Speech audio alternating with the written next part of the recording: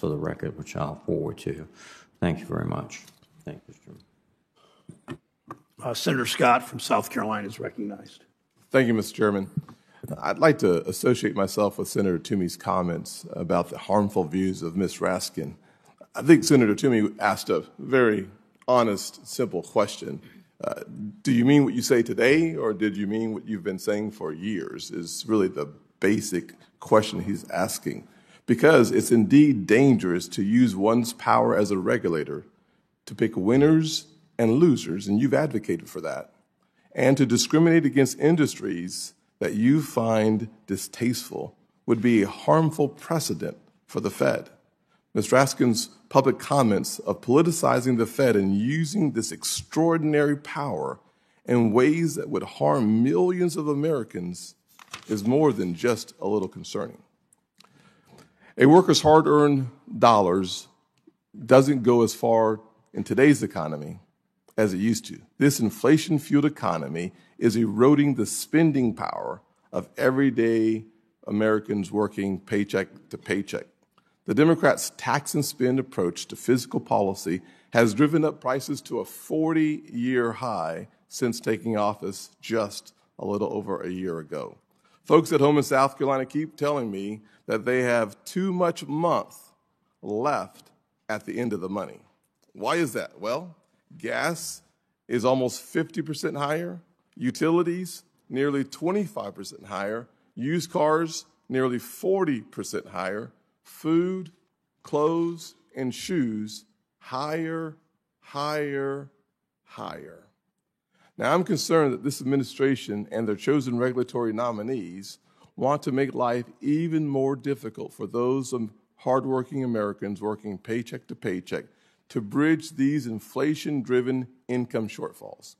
In 2020, the Federal Reserve Board published a study on the cost of making a small dollar loan.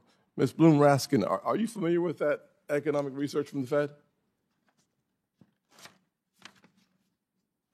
No, I'm not, but I'd like to learn more. Yes, ma'am.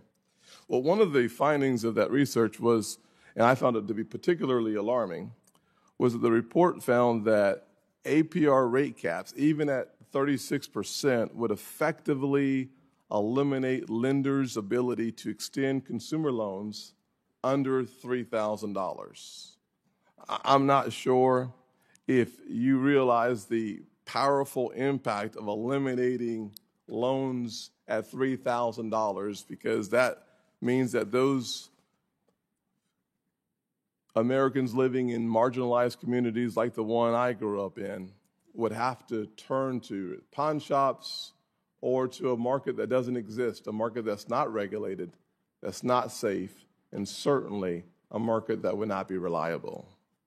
That same year, you broadly characterized the spectrum of existing small dollar consumer credit options as a serious threat to low-income communities before endorsing legislation to establish a 36% interest rate cap on all consumer loans. You further justified your support of a federal cap by stating, opposition to such a cap is based either on a misunderstanding of the needs of low-income communities or an out-and-out support of predatory lending.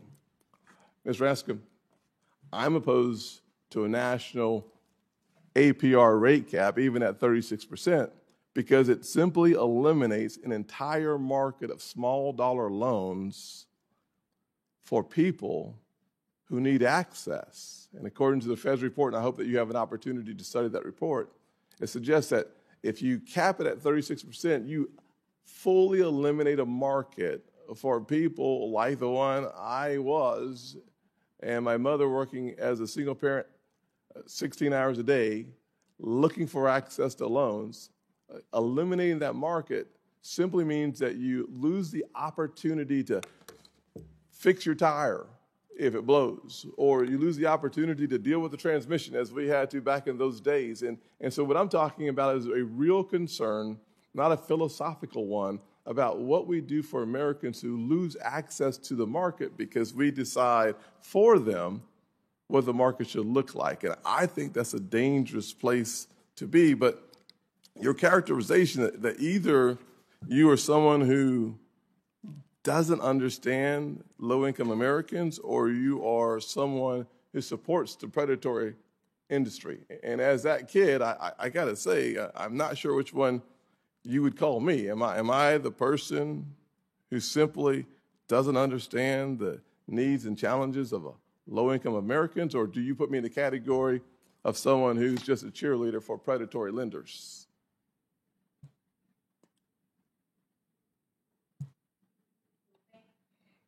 Okay, thank you for that question. And you are, exactly right. Small dollar loans, I think, are a very important source of credit to all Americans, but particularly those that need access to credit in a timely way.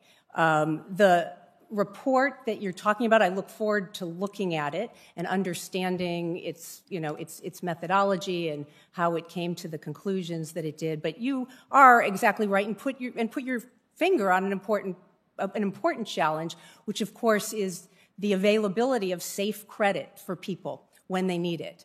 I think that there's more that can be done in terms of providing access to safe, affordable, small dollar loans. I'm aware that there is work underway to be looking at this, and I think it's an important.